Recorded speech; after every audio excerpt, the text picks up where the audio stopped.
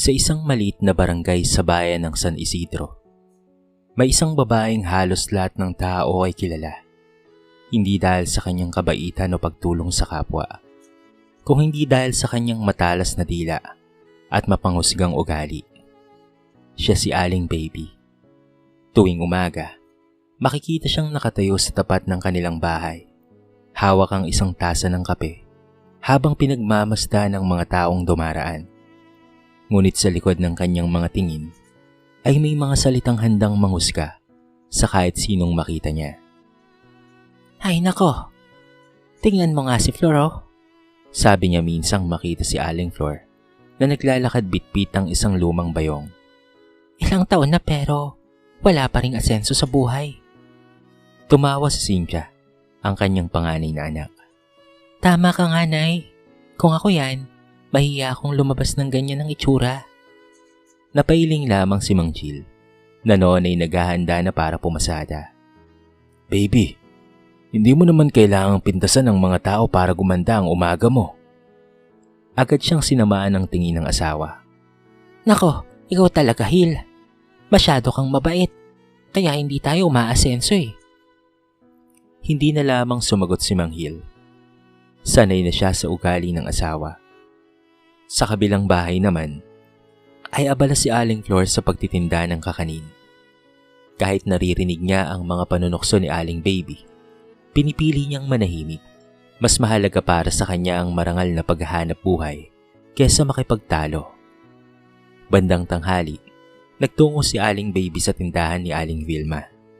Naroon rin si Mang Nestor, isang tricycle driver, nakakabili lamang ng tinapay para sa kanyang pamilya. Nang makita siya ni Baby, agad itong umisi.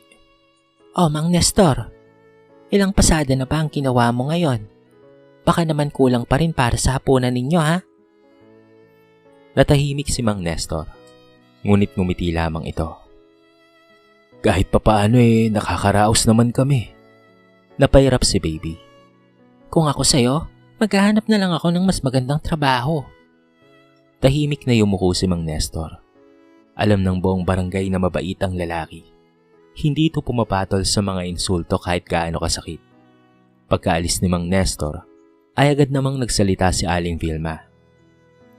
Nako baby, mabuti pa nga itong si Mang Nestor. Marangal ang hanap buhay. Ngumisi si Baby. Marangal nga, pero mahirap pa rin naman. Napailing na lamang si Aling Vilma. Hindi niya maintindihan kung bakit napakataas ng tingin ni Aling Baby sa sarili, gayong hindi rin naman mayaman ang kanilang pamilya. Sa totoo lang, sapat lamang ang kinikita ni Mang Hil bilang driver upang maitawid ang kanilang pang-araw-araw na pangangailangan. Ngunit sa isip ni Aling Baby, mas mataas siya kaysa sa karamihan ng kanyang mga kapitbahay. Pagdating ng gabi, sabay-sabay silang naghapunan. Habang kumakain, ay muling nagkwento si Aling Baby patungkol sa mga taong nakita niya sa maghapon. Nako, kaya hindi umaasenso ang mga kapitbahay natin dahil kontento na sila sa pagiging mahirap. Tumango sina Cynthia at Julie. Ngunit si Rino ay tahimik lamang. Nay, maingat nitong tanong. Masama ba talagang maging mahirap? Sandaling natahimik ang lahat. Oo naman, sagot ni Aling Baby.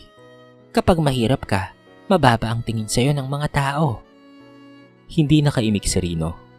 Samantala, si Mang Hil ay napabuntong hininga. Alam niyang mali ang itinuturo ng asawa sa kanilang mga anak. Ngunit higit sa lahat, alam niyang darating ang araw na may magpapamulat kay Aling Baby sa katotohanan. Dahil sa buhay, hindi habang panahon ay nasa taas ang isang tao. Kung minsan, ang mga taong minamalit mo ang siyang unang mag-aabot ng kamay kapag ikaw ay nasa pinakamadilim na bahagi ng iyong buhay. Ngunit hindi pa yon alam ni Aling Baby. Sa mga sandaling iyon, pakaramdam niya ay siya pa rin ang reyna ng kanilang barangay. Isang reyna na hindi alam na unti-unti nang nabibitak ang trono na kanyang pinagmamalaki. Lumipas ang ilang linggo, nanatiling pareho ang buhay sa barangay. Araw-araw ay may bagong chismis si Aling Baby, bagong taong pupunahin at bagong kapitbahay na pag-uusapan. Ngunit isang umaga, Isang bagong mukha ang naging sentro ng usapan sa buong lugar. Isang marangyang sasakyan ang uminto sa bakanting bahay sa kabilang kanto. Maraming tao ang napatingin habang may ilang lalaking nagbababa ng mga kasangkapan. Aba, mukhang mayaman ang bagong lipat. Bulong ng isang kapitbahay. Hindi naman nakaligtas iyon sa pandinig ni Aling Baby. Mula sa kanilang bintana ay halos hindi niya inalis ang tingin sa bagong dating. Kinahapunan, nalaman niya ang pangalan nito. Divine. Isang matugumpay na negosyante na nagpasya umanong manarahan pansamantala sa barangay upang alagaan ang kanyang matandang tiyahin. Nang marinig iyon ni Aling Baby, para siyang nakakita ng gintong pagkakataon. Kailangan nating makilala ang babaeng yan. Sabi niya kina Cynthia at Julie. Bakit naman, Nay?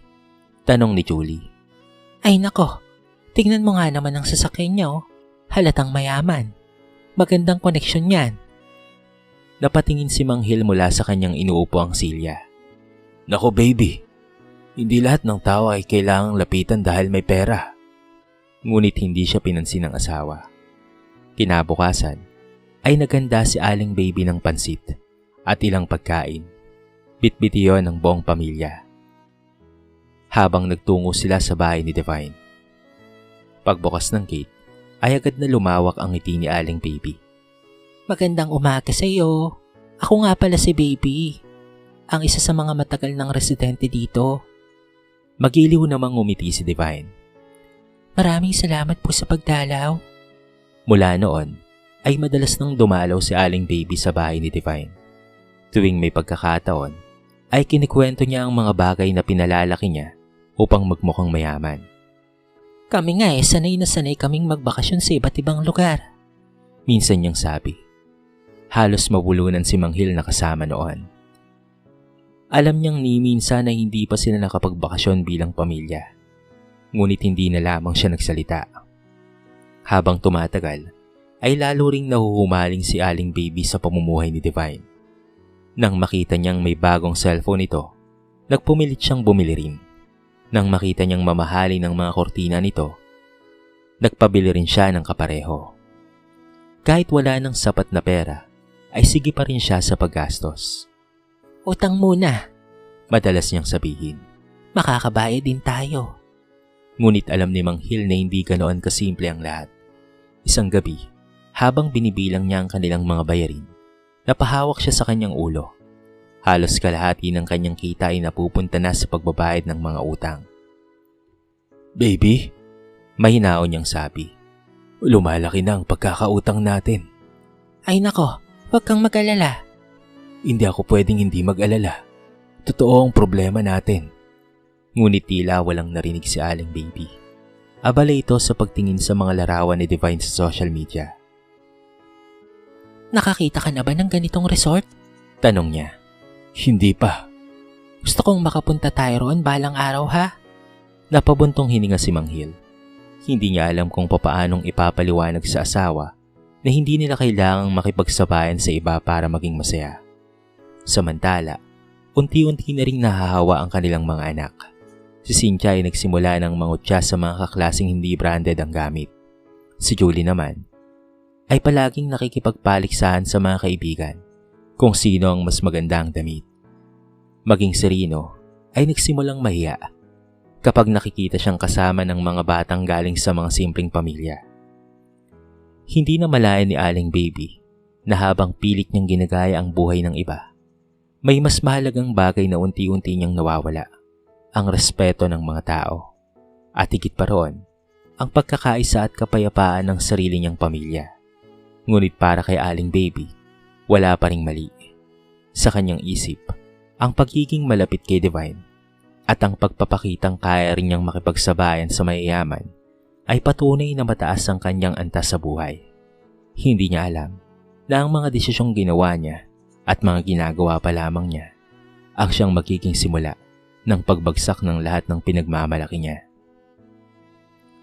Habang lalong nagiging abala si Aling Baby sa pagpapakitang may kaya ang kanilang pamilya, patuloy namang umiikot ang simpleng buhay ng mga kapitbahay na madalas niyang maliitin.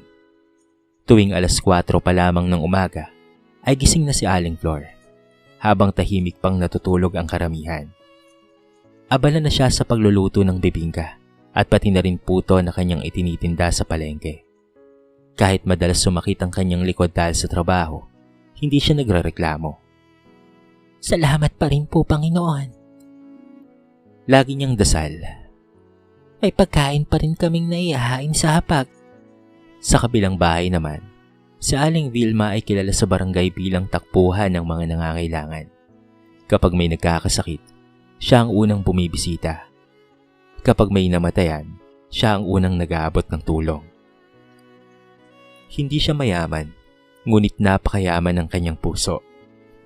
Samantala, si Mang Nestor ay araw-araw na namamasada ng tricycle, kahit tirik ang araw o bumubuhos ang ulan. Minsan ay inaabot siya ng gabi dahil sa paghahanap ng pasahero upang may pambili lamang ng gamot para sa kanyang asawa. Ngunit sa kabila ng lahat, hindi siya nawawala ng ngiti. Kahit mahirap ang buhay, basta't marangal ang hanap buhay, wala akong ikinakahiya. Madalas niyang sabihin.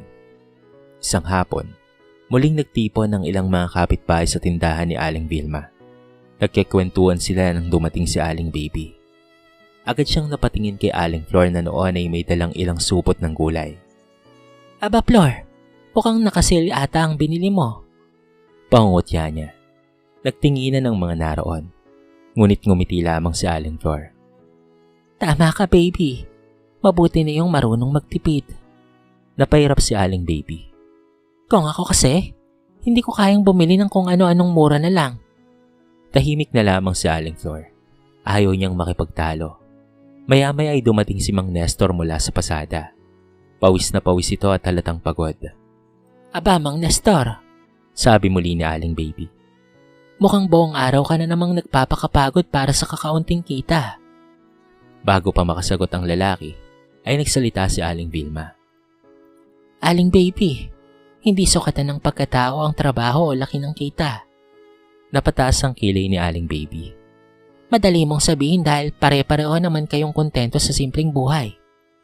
Natahimik ang lahat, hindi dahil natakot sila kay Aling Baby, kung hindi dahil naawa sila rito. Hindi nila maintindihan kung bakit napakataas ng tingin nito sa sarili. Gayong pare-pareho lamang silang mga ordinaryong tao.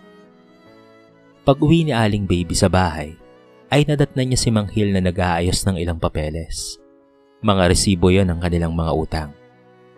Baby, kailangan na talaga nating maghigpit ng sinturon. Hindi siya kaagad sumagot. Ano na naman ba yan? Tignan mo. Iniabot ni Mang Hil ang mga papeles. Isa-isang tinignan ni Aling Baby ang mga halaga. May utang sa appliance store. May utang sa lending. May utang sa tindahan. May utang maging sa ilang mga kakilala. Sandaling kumunot ang kanyang noo. Ngunit agad rin yung nawala. Makakabayad din tayo. Napabuntong hininga si Mang Hil. Palagi na lang ganyan ang sinasabi mo. Totoo naman, di ba? Pero hindi habang buhay nasa taas ang tao, baby. Napatingin siya sa kanyang asawa. Ngayon lamang niya nakita ang ganitong kaseryosong mukha ni Mang Hil. Anong ibig mong sabihin? Dumarating sa lahat ang pagsubok at kapag dumating yon, hindi pera o yabang ang sasalo sa atin. Tahimik si Aling Baby. Ngunit hindi dahil tumagos sa kanya ang sinabi ng asawa. Sa halip ay naisip niyang muli si Divine. Sa kanyang paningin, sapat ng dahilan ng pagkakaroon ng mayaman na kaibigan upang hindi siya kailanman bumagsak. Hindi niya alam na ang mga taong minamaliit niya ngayon ang may pusong handang tumulong sa oras ng kagabitan. At ang mga taong pilit niyang nilalapitan dahil sa kanilang estado sa buhay ay maaaring hindi manatili kapag nawala na ang pakinabang sa kanya. Sa gabing iyon, mahimbing na natutulog si Aling Baby. Ngunit sa kabilang panig ng barangay, unti-unti nang gumukulong ang mga pangyayaring magpapabago sa kanyang buhay. At kapag dumating ang araw na yon, ang lahat ng kanyang pinaniniwalaan patungkol sa kayamanan, respeto at pagkatao ay masusubok sa paraang hindi niya kailanman inaasahan. Mabilis na lumipas ang mga buwan. Sa paningin ng marami, tila mas lalo pang gumanda ang buhay ni Aling Baby. Madalas siyang nakikita na may bagong damit, bagong bag, at kung minsan ay may mga gamit pang ipinagmamalaki sa mga kapitbahay. Ngunit walang nakakaalam na sa likod ng mga ngiting ipinapakita niya ay unti-unti nang nababaon sa utang ang kanilang pamilya. Isang umaga, habang nagkakape si Aling Baby sa kanilang sala, may kumatok sa kanilang pinto. Pagbukas niya, ay 2 lalaki ang kanyang nakita. "Magandang umaga po. Nandito po kami para maningil ng hulog ninyo." Agad na nag-iba ang kanyang mukha. Nako, wala pa ang asawa ko. "Pero 2 buwan na pong delay ang bayad ninyo." Napilitang ngumiti si Aling Baby. Pumalik na lang kayo ha. Pagkaalis ng mga lalaki, ay agad siyang napaupo. Hindi niya gustong isipin ang problema. Ngunit sunod-sunod na ang mga naniningil. May mga lending company, may appliance store, may mga kakilala ring nagpapaalala ng kanilang utang. Pagsapit ng gabi ay pagod na umuwi si Mang Hill. Ngunit bago pa man siya makapagpahinga, ay agad siyang kinausap ng kanyang asawa. Hill, may mga naniningil na naman. Napapikit si Mang Hill. Parang araw-araw na lamang, ayon ang kanilang pinag-uusapan. "Di ba kaya nga sinabi ko sa iyong tigilan na natin ang paggastos sa mga bagay na hindi naman natin kailangan?" Hindi kaagad nakasagot si Aling Baby. Sa kauna-una ang pagkakataon, nagsisimula na siyang mabahala, ngunit ayaw pa rin niyang aminin na mali siya. Samantala, patuloy pa rin ang kanyang pakikipaglapit kay Divine. Madalas siyang dumadalaw sa bahay nito at nakikisama sa mga pagtitipon. Ngunit isang araw, ay may narinig si Divine na hindi niya inaasahan. Habang nasa isang salon siya sa bayan, nagkataong naroon rin ang isa sa mga kilala ni Aling Baby. Ay nako, Sabi ng babae sa kanyang kausap. kung alam mo lang kung papaanong siraan ni Baby ang mga kaibigan niya kapag wala sila. Napalingon si Divine. Hindi niya sinasadyang marinig ang usapan. Talaga? Oo, kahit nga ikaw napag-uusapan niya minsan. Napakunot ang noo ni Divine. Ako? Kapag wala ka raw, sinasabi niyang nagyayabang ka rin at masyado kang nagpapasikat. Nanahimik si Divine. Hindi siya kaagad naniwala. Ngunit hindi yon ang unang pagkakataon na may nagsabi sa kanya ng ganoong bagay. Makalipas ang ilang araw, unti-unti niyang napansin ang ilang ugali ni Aling Baby na dati ay hindi niya naman pinapansin. Napansin niyang iba ang sinasabi nito sa harap ng tao at iba kapag nakatalikod ang mga ito. Napansin niyang mahilig itong magpalaki ng kwento at higit sa lahat, napansin niyang tila nakabase lamang sa estado ng buhay ang pakikitungo nito sa tao. Dahil doon, dahan-dahang lumayo si Divine. Hindi na siya gaanong nakikipagkita kay Aling Baby. Hindi na rin siya madalas na mag-imbita. Napansin niyo ni Aling Baby. Isang araw ay nagtungo siya sa bahay ni Divine. Ngunit sinalubong lamang siya ng kasambahay. Pasensya na po, may lakad po si Ma'am Divine. 3 beses pa siyang bumalik sa loob ng isang linggo. Ngunit pareho pa rin ang kanyang naririnig. Habang naglalakad pa uwi, ay nakaramdam siya ng kakaibang bigat sa kanyang dibdib. Parang may unti-unting nawawala sa kanyang kontrol. Mas masakit pa rito ang nangyari kinabukasan. May isang kapitbahay na nagsabi sa kanya ng balitang matagal nang kumakalat. "Baby, alam mo bang marami nang nakakaalam na puro utang ang karamihan sa mga gamit ninyo?" Parang binuhusan siya ng malamig na tubig. Anong sinasabi mo? "Pasensya na pero yun ang usap-usapan sa buong barangay." Hindi siya kaagad nakasagot. Sa unang pagkakataon, naramdaman niya ang kahiyang matagal na niyang ipinaparanas sa ibang tao. Pagdating sa bahay, ay tahimik siyang naupo. Naroon si Mang Hill. Abala sa pag-aayos ng mga bayarin. Napatingin ito sa kanya. "Bakit parang wala kang gana?" Hindi sumagot sa Aling Baby. Ngunit sa loob-loob niya, ay nagsisimula ng mabasag ang mundo na matagal niyang binuo. Ang mundong puno ng pagpapanggap. Ang mundong nakasalalay sa opinyon ng ibang tao. At ang mundong akala niya ay magtatagal habang buhay. Ngunit hindi pa niya alam na ito pa lamang pala ang simula. Dahil ang tunay na pagsubok na magpapabago sa kanyang buhay ay papalapit na ng papalapit. At sa pagkakataong iyon, hindi na pera, hindi na magarang gamit o mayayamang kakilala ang makapagliligtas sa kanya. Ilang linggo matapos ang pangyayaring iyon, tila lalo pang bumigat ang buhay ng pamilya ni Aling Baby. Halos araw-araw ay may naniningil sa kanilang bahay. Ang dating mga gamit na ipinagmamalaki niya, ngayon ay mistulang paalala ng kanyang mga maling desisyon. Mas lalong naging tahimik si Manghil. Maaga na itong umalis at gabi na kong umuwi. Pilit na naghahanap ng dagdag sa pagkakakitaan upang mabayaran lamang ang kanilang mga utang. Minsan ay naaawa na rin si Rino sa kanyang ama. Pa, magpahinga naman po kayo. Ngumiti lamang si Manghil. Kailangan nating magsikap anak. Ngunit isang araw, isang tawag ang nagpabago sa lahat. Tanghaling tapat noon, naglalabas si Aling Baby sa likod ng bahay nang biglang tumunog ang kanyang cellphone. Hindi niya kilala ang numero. Hello? Kayo po ba ang asawa ni Manghil? Apa, ako nga. Nanginginig ang boses ng lalaki sa kabilang linya. Naaksidente po si Manghil. Parang tumigil ang mundo ni Aling Baby. Ano? Nabangga po ang tricycle na sinasakay niya. Nasa ospital po siya ngayon. Nalaglag sa kanyang kamay ang cellphone. Namutla siya. Anong nangyari, Nay? Nag-aalalang tanong ni Julie. Ngunit hindi kaagad nakasagot si Aling Baby. Nanlalamig ang kanyang buong katawan. Makalipas ang ilang minuto, ay nagmamadali silang nagtungo sa ospital. Pagdating doon, ay agad niyang nakita si Manghil. Nakahiga ito sa kama. May benda ang ulo at maraming galos sa katawan. Nakakabit din ng swero sa kanyang braso. Dahil doon ay napahagulkol si Aling Baby. Hil, mahal. Dahan-dahang iminulat ng lalaki ang kanyang mga mata. Huwag kang mag-alala, okay lang ako. Ngunit alam niyang hindi yun totoo. Lumapit ang doktor. Kailangan pa po nating maobserbahan ang pasyente. Opo, Dok. Salamat po. At kailangan din po nating maganda para sa mga gastusin. Napayuko si Aling Baby. Doon niya naalala ang kanilang kalagayan. Halos wala na silang ipon. Baon sila sa utang.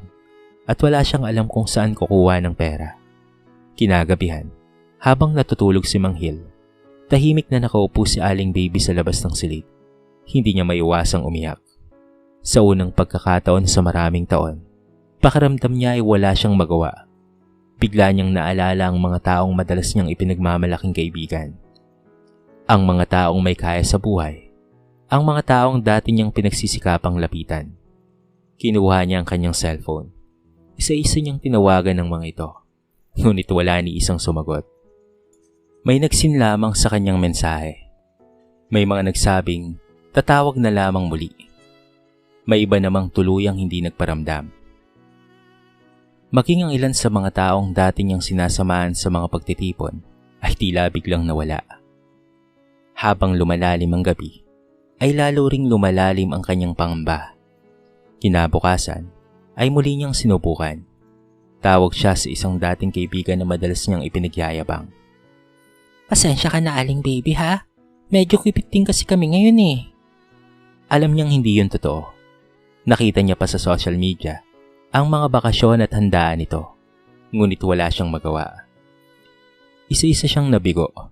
Isa-isang nagsara ang mga pintuhang inaasahan niyang mabubuksan. Pagsapit ng hapon, muli siyang naupo sa hallway ng ospital. Tahimik siyang umiiyak. Ngayon lamang niya naranasang humingi ng tulong at hindi mapagbigyan. Ngayon lamang niya naranasang maramdaman ang sakit ng pagiging walang-wala. Naisip niya sina Aling Flor, Aling Vilma at Mang Nestor. Ilang beses niya silang hinamak. Ilang beses niya silang pinahiya. Ilang beses niya silang pinaramdam na mababa sila. At ngayon, siya naman ang nasa ibaba. Siya naman ang nangangailangan. Siya naman ang walang matakbuhan. Habang nakayuko siya at pinupunasan ng kanyang mga luha, hindi niya napansin ang tatlong pamilyar na taong papalapit sa kanya. Mga taong kailanman ay hindi niya inaasahang makikita sa oras ng kanyang pinakamabigat na pagsubok. At sa kanilang pagdating, magsisimulang mabago ang lahat ng paniniwala ni Aling Baby patungkol sa tunay na halaga ng isang tao. Tahimik na nakaupo si Aling Baby sa labas ng silid ni Manghil. Namumugto ang kanyang mga mata sa kakaiyak. Pakiramdam niya ay pasan niya ang buong bigat ng mundo. Hindi niya alam kung saan kukuha ng pera para sa mga susunod na gastusin sa ospital. Hindi rin niya alam kung papaanong sasabihin sa kanyang mga anak na wala na silang ibang maaasahan. Habang nakayuko siya, may isang boses na mahinang tumawag sa kanyang pangalan. Aling baby! Dahan-dahan siyang nagangat ng ulo. Nagulat siya nang makita si Aling Flor, Aling Vilma at Mang Nestor na nakatayo sa kanyang harapan. May dala silang ilang supot ng prutas at ilang pagkain.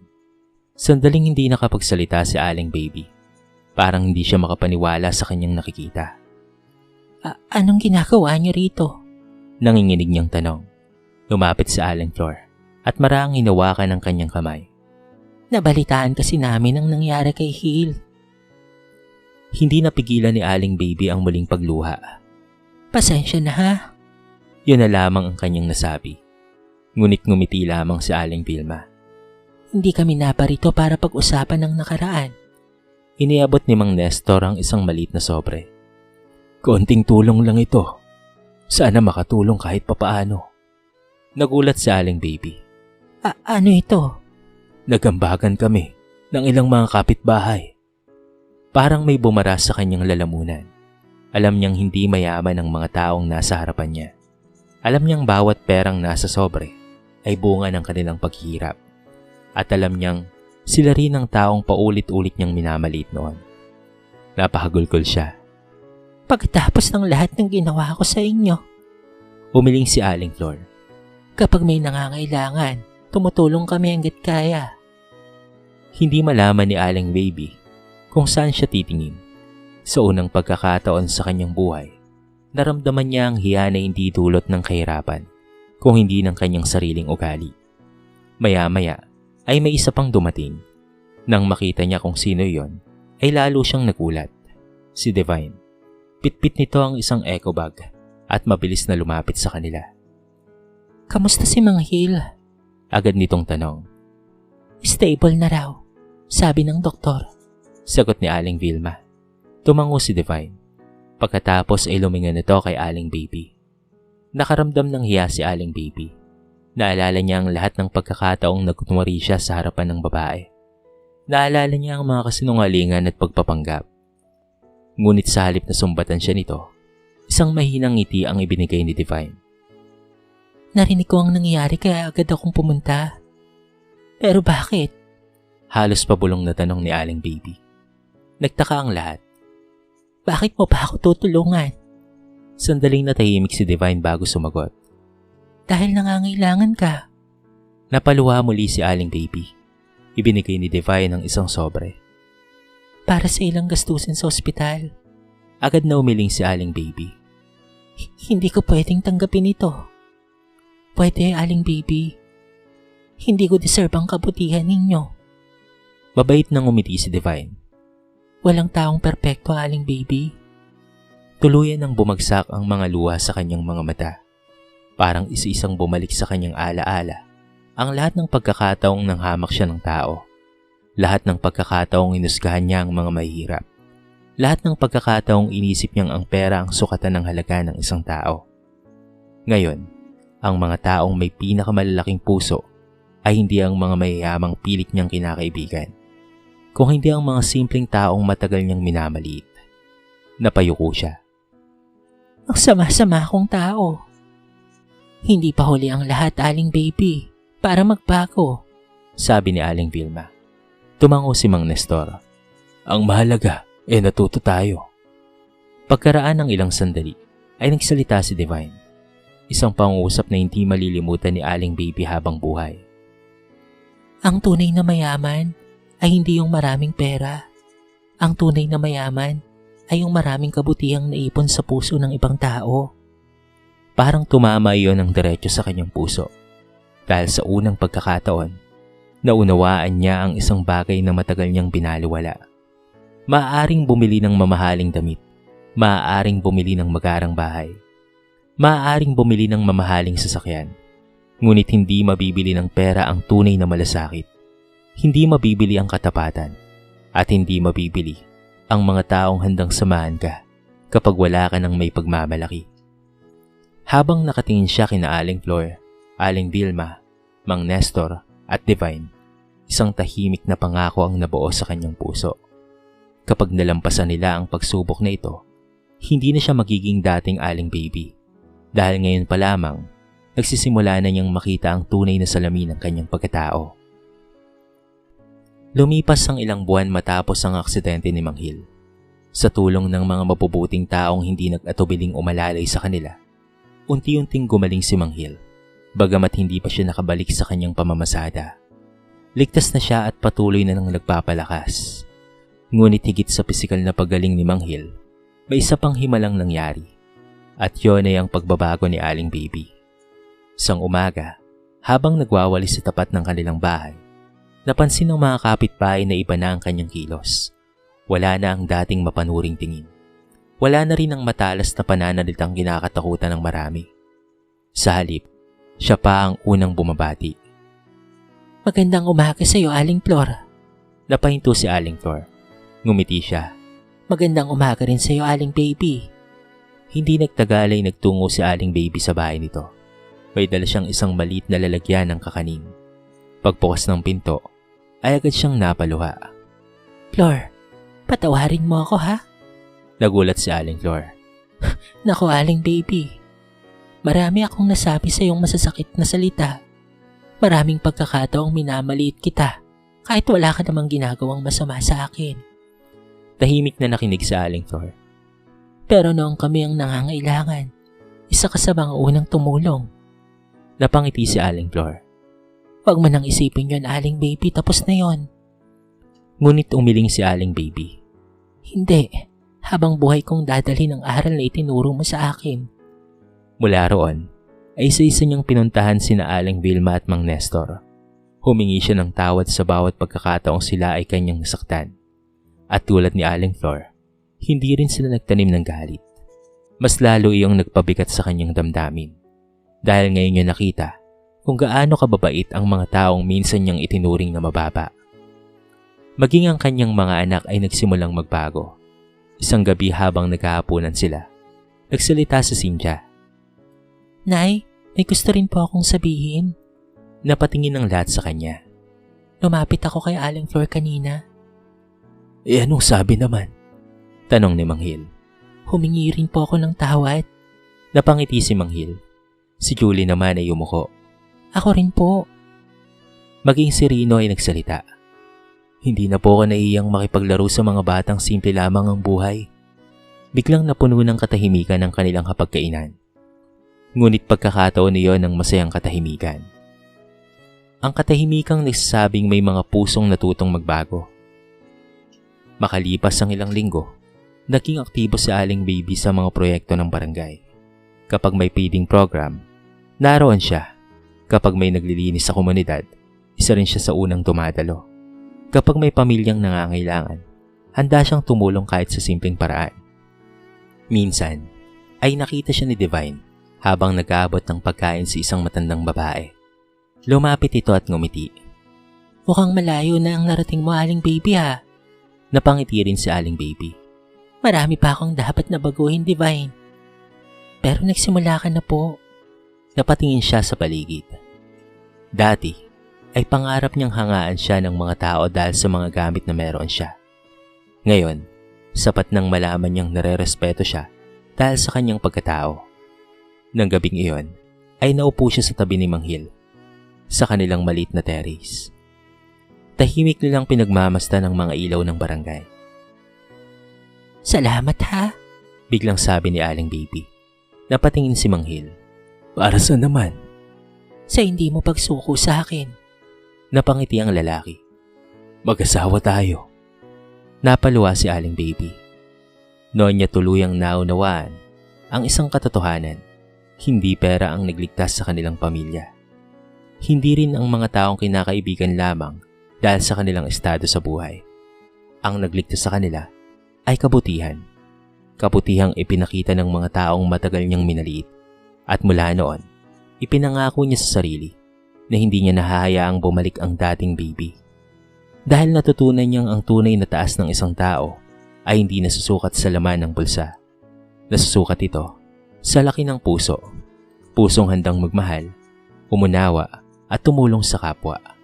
At sa wakas, natagpuan ni Aling Baby ang kayamanang matagal niyang hinahanap. Isang kayamanang hindi kayang bili ng pera. Ang respeto, pagkakaibigan, at pagmamahal ng mga taong nasa kanyang paligid. Sa kwentong ito ay marami tayong mapupulot na aral. Maaaring maubos ang pera, mawala ang luho, at maglaho ang yabang. Ngunit ang kabutihang itinanim sa kapwa ay mananatiling buhay at babalik sa oras ng iyong pangangailangan.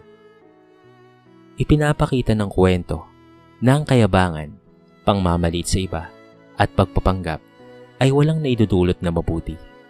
Maaaring makuha ng tao ang paghanga ng iba sa panandaliang paraan, ngunit hindi nito mabibili ang tunay na pagkakaibigan, pagmamahal, at pagmamalasakit. Ang kwento ay nagpapaalala rin na huwag manghusga ng tao batay sa kanilang estado sa buhay. Ang kabutihan ay laging may magandang balik sa tamang panahon. Ang tunay na mayaman ay yung taong may mabuting puso at handang tumulong sa kapwa. Walang taong perpekto, ngunit hindi pa uli ang lahat upang magbago at itama ang mga pagkakamali. Sa huli, ang respeto ay hindi hiningi o binibili. Ito ay kusang ibinibigay sa mga taong marunong magpakumbaba at magmahal sa kapwa. Dito na po nagtatapos ang ating mixing kwento sa araw na ito. Sana po ay nagustuhan nyo at sana po ay kinapulutan nyo ng maraming aral. Kayo mga kabarangay, anong masasabi nyo sa ating kwento? I-comment nyo naman sa baba ang inyong mga reaksyon at babasahin natin ang lahat ng yan. I-comment nyo na rin kung taga saan kayo para naman malaman ko kung hanggang saan nakaabot ang video na ito. Paki-like and share na rin po ang ating kwento para mapakinggan rin ng iba. At kung bago ka pa lamang sa ating channel, baka naman pwedeng pakihit ang subscribe button at bell notification button para palagi kang updated sa mga bago nating upload na katulad nito. So paano mga kabarangay? Hanggang sa muli, thank you so much and peace out!